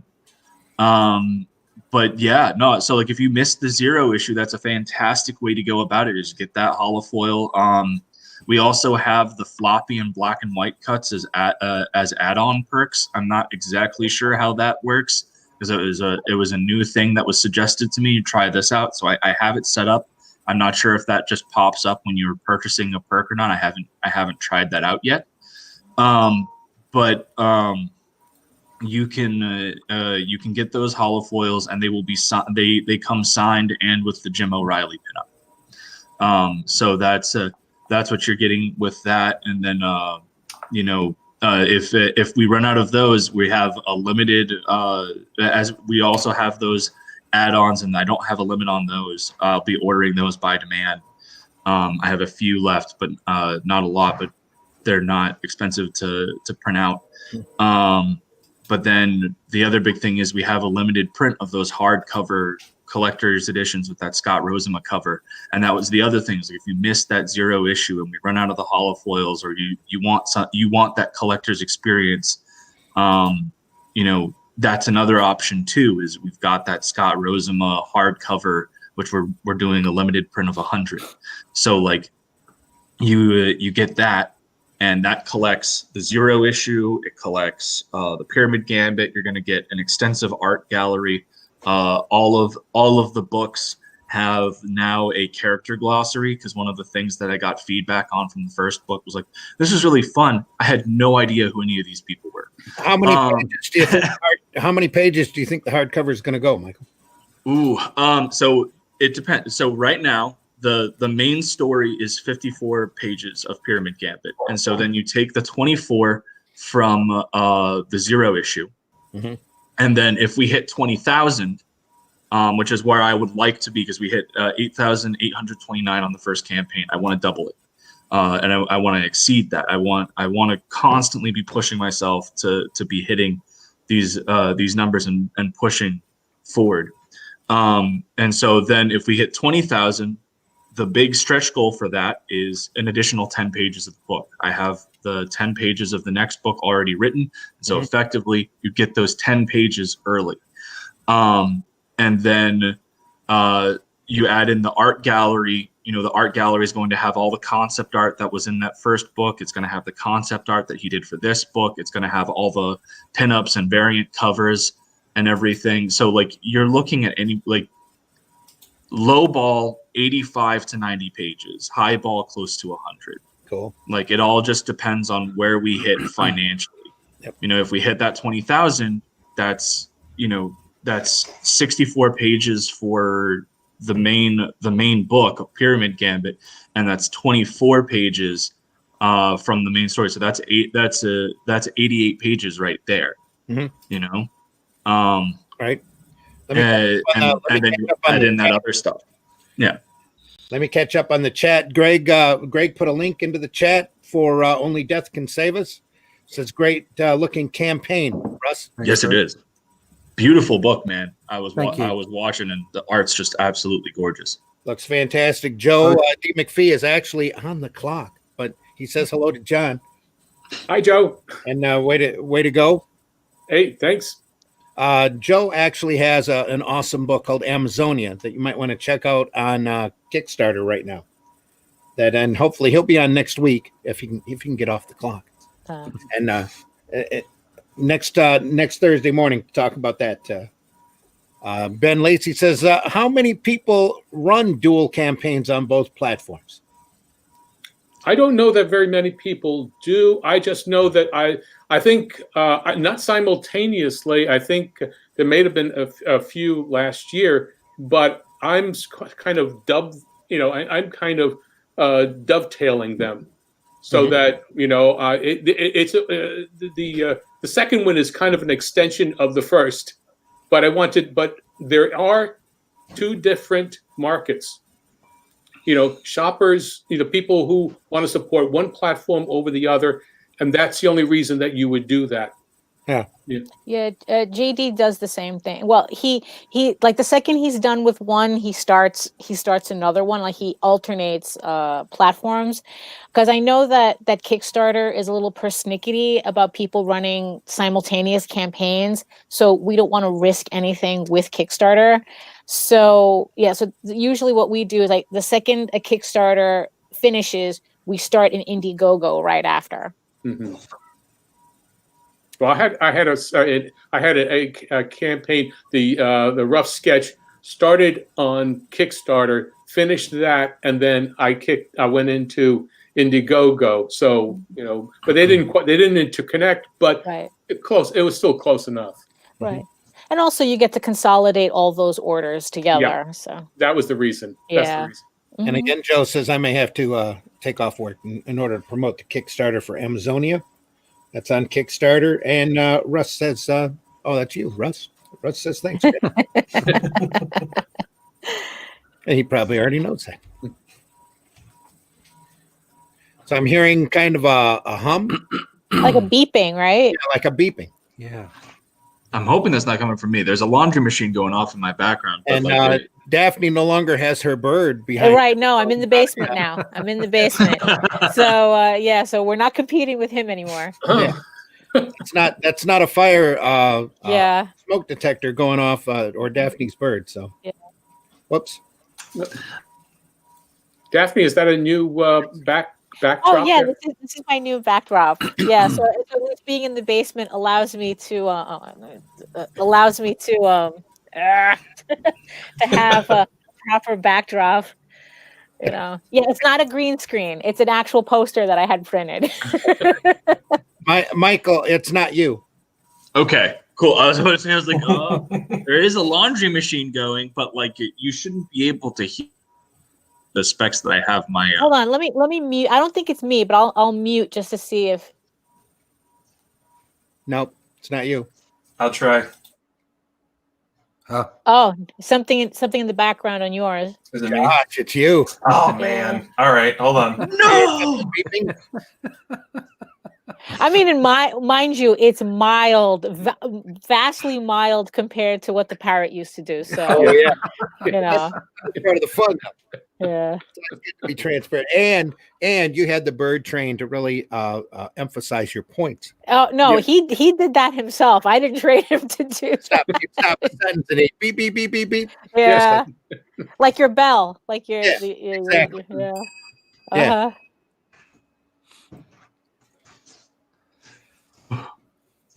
No, it's not. Anyway, just looking at the chat. Come on. We still have a few minutes left. Anybody has a question? Feel free to chime in on the chat. Anybody got anything to say?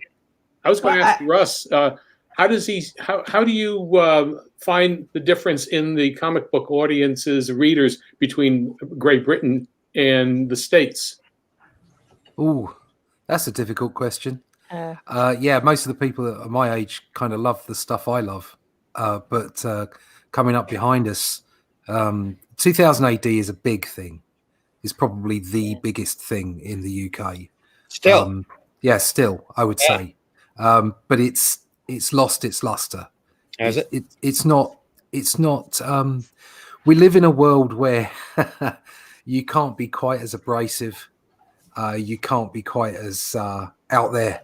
And 2000 AD used to really bring some subversive stories. And they used to bring it to 11-year-olds. You know, it wasn't just for 21-year-olds or whatever. You know, it was great stuff, but it was written in such a way that it wasn't over the top. And I just don't think you get away with that anymore. I don't think Judge Unfortunately. Dredd could exist being No. created now. Wouldn't get Yeah. away with it. Yeah. No. That would be more underground. Judge Yeah. Dredd, you said? Yeah. Yeah, And yet the whole thing about Judge Dredd is it's subtle. That's not a word you would expect. I was gonna go, wait, But hold it on. is. But it is That's subtle. one thing I really loved about Dredd, though. I used to do a comics newspaper here for the last decade, and one of the adventure strips I chased after was Judge Dredd. My syndicate didn't even know they had North American rights for the strip until I contacted them. I said, "It's on your site. Can I print it?" They're like, Wow. "You want it?" It's And I went, Judge, "Yeah, I want it." Judge Dredd. Yes. Judge Dredd is a perfect example of where you don't need to shove ideology down a reader's throat. Mhm. It's subtle to the point that you can go into it, see the story, see the hero and the villain, see the right and the wrong, but you can also see the dichotomy that Judge Dredd is a right-wing fascist. yeah. You can see that in the story. It's obvious to any 11-year-old. You can look at it and go, wow, isn't the world really messed up? Because this is a mirror image of the world that we see and the world that's around us. It's not hitting you over the head. It's letting you make your own views. It's giving you a story and saying, look, there you go.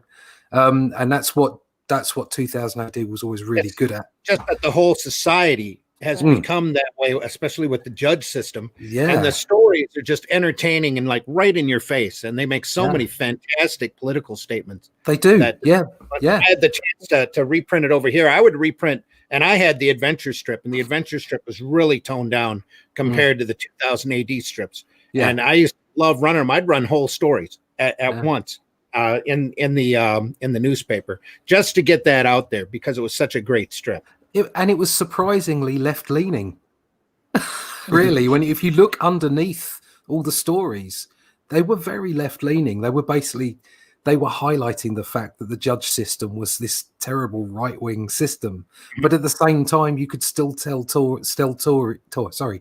stories about, objectively good and bad, and heroes and villains. It was a brilliant time, and all that was standing, as I say, on the shoulders of the giants of the US, where again they told stories and let you decide. Let the reader find what they want in it. That's the best way of communicating. I think that's what a lot of people are doing now. But as far as audiences over here are concerned, it's difficult to measure, to be honest. The comics in the UK have been devastated and it's happened over a long period of time. Comics in Europe are going great guns. Belgium, France, Italy, Spain, especially France and Belgium, very popular. And I think over in places like Norway and Sweden as well, that they're doing quite well. Yeah, for some reason, there's this weird trend in the United States where people want their morality hand-fed to them. Yeah. And it's like they these are people who it's like literally think that Scarface is a bad movie because it doesn't explicitly tell you that what Scarface is doing is bad, as if what he's doing in the movie isn't enough. Yeah, isn't it obvious? Daphne, but Daphne, what's nuance? Right? What exactly? It's like nuance. It's like that crazy French word. Yeah. What is that? what are you speaking of? Yeah, I mean, it's It's- like that they want, yeah, the people want the equivalent of, like, they want to go back to, I mean, to cartoons in the 80s where it's like, today I learned, you Yeah. know, and knowing is half the battle. And it's like, you know, I kind of figured out the story already. You know?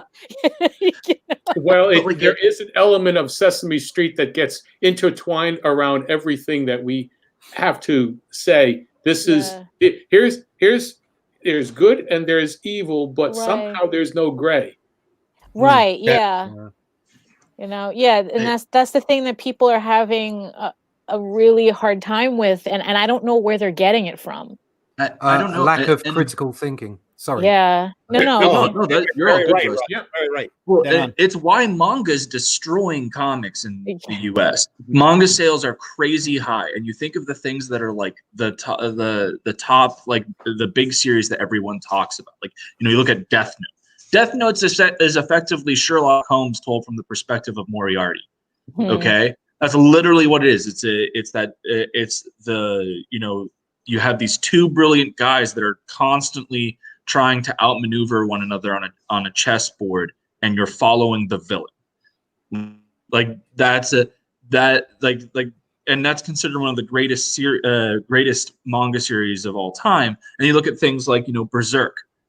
Berserk is BuZz is phenomenal. brilliant and stuff. Berserk is a kaiju match. Okay, Guts is not a good person. In fact, there are several times throughout that story where they explicitly show you that Guts is horrible. Well, But- you know, it's funny that you mentioned that it's like a lot of people can't handle the fact of a protagonist that's not a hero. But like, It's like, oh, if a main character always has to be a hero, and sometimes it's not quite that easy. protagonist is just the viewpoint that you get Yeah. the story. Mhm. It's the same thing that's going on with like Cobra Kai right now, and I love Cobra Kai, but like all these people who are like trying to take Cobra Kai as a way to go back and look at the Karate Kid and say, well, Yeah. actually Daniel LaRusso was the villain. It's like, no. That's not what you're getting here. And in fact, Daniel LaRusso isn't even the main villain of Cobra Kai. You know, the villain of Cobra Kai is the villain that has always been the villain of the Karate Kid, John Kreese. It's the ideology of Miyagi-isms versus Kreese's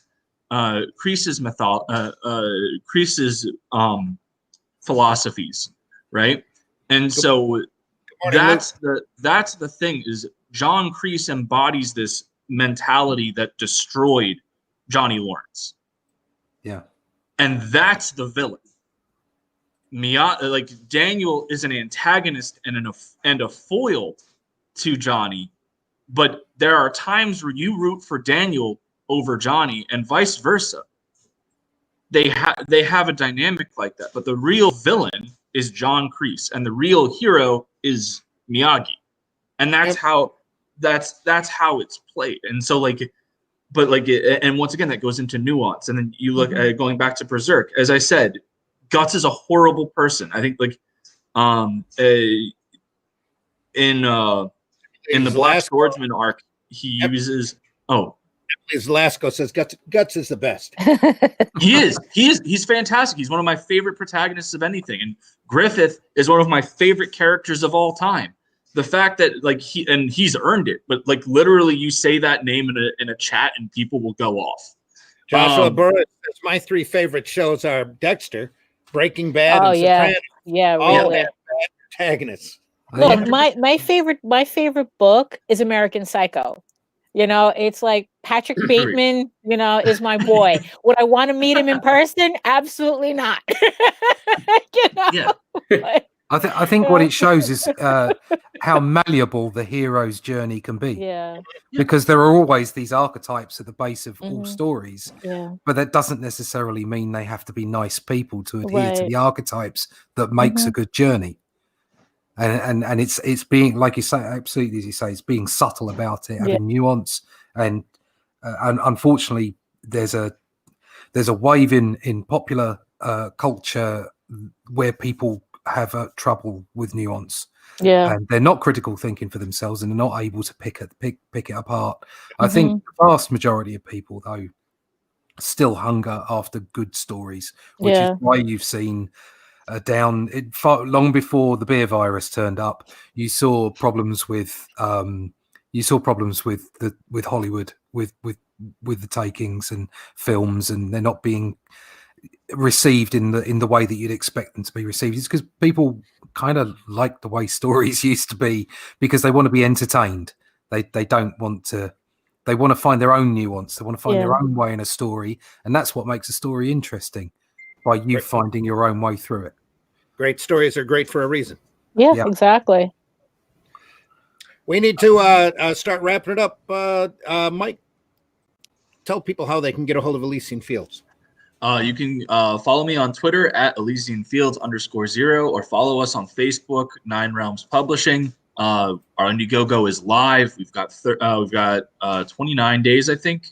Yep. Yeah, 29 days left on the campaign. We are 700 away from fully funding. Yeah, thank you guys so much for the support, and thanks for having me on today. Thanks for coming on, Michael. Very much. Russ, tell us how they can get a hold of Only Death Can Save Us. First off, I just wanted to return the compliment to Mike. I think your book's looking fabulous. You can find me at russleach.com. You can find me at comicbookblackbelt.com. You can find me on YouTube as Comic Book Black Belt. You can find out more about my book at onlydeathcansavus.com. The link to the campaign is there. There's also a fan art page up now. I was a little tear in my eye when I saw people giving me fan art. Just amazing to see your own characters being reproduced by other people, and that love and support coming down the pipe. Thank you to everybody. You can find me on the Twitter, on the Fleecebook, you can find me on Instagram and on Parlay when it works. Whenever it works? Whenever it works, yeah. All right, John. You can find me on Twitter at CelestryJohn. My Kickstarter has just started up, and that would be great. That's John the Animator. Just John the Animator Comics. Type that in, and you find me on Facebook under John Celestry. So thanks for the support. Awesome. Thanks so much for coming on today. I appreciate you. Josh, how can people contact you? Well, you can find me at Instagram and Twitter at JRComicArts, and at my website, jrcomicart.com, where you can read a couple of the stuff I've got going on. And I'm slowly updating my Twitter and Instagram again. I took a 2-week hiatus, and it felt really good to kind of take a step back from social media, because I was going like 3 months hard every day posting, and it's getting a little excessive. So I'm getting back into the game, and you can keep up with the. Did you find yourself getting more productive, not being on social media so much? Oh yeah. It's nice to take a breather every once in a while. Yeah, I think everybody slowly figures that out very easily. Yeah. Daphne, how can they get a hold of you? Well, if funny animal fantasy is your thing, go to talltalesonline.com, and you can sign up for my newsletter and get the first 3 issues of Tall Tales as PDFs for free. And if you also like art tutorials, demos, and the occasional live stream, you can also find me on YouTube at Daphne Lage Art. Sweet. Meredith. Hey guys. Okay, Meredith Lochran. You can find me at geekinsider.com or indievent.com. Make sure that you sign up to the newsletter. They are directed to 2 different things. So don't worry about signing up. We don't spam or anything like that. I wanted to give a shout out to all the listeners too. Thank you for tuning in. And make sure you hit the subscribe button on all of the YouTube channels for these guys. Indie Volt, Geek Insider, and everybody who's sitting on this panel. Give them some support, share it out with your friends. Please do. And you can listen to Indie Volt 24/7 on indievolt.com, Indie Volt Radio. When we're not running podcasts like this, we're playing some great alternative and independent music. You can find us at the Google Play. You can get the app on Google Play. You can download the app from Streama. And also, if you ask Alexa nicely, she might tune you over to, hey, perfect timing for somebody to indievolt.com. IndieVolt also has a Roku channel where they stream all sorts of wrestling shows, independent movies of just about every type. And also some of these podcasts are up there available for streaming also virally. And finally, we are very interested in your input, suggestions, comments. You can address those to IndieVolt Live at indievolt.com. We appreciate any type of comment that we get. Most any type of comment that we get. Please include IndieVolt Live in the subject. You can put Breakfast Buzz in the subject matter. If you from listening to the podcast today, please keep those emails to 90 words or less so that Varian can type them on a card and we can feature them on our show. Just about every comment that we get in, we do talk about. Remember, there's no question too big or too small or too silly or too serious.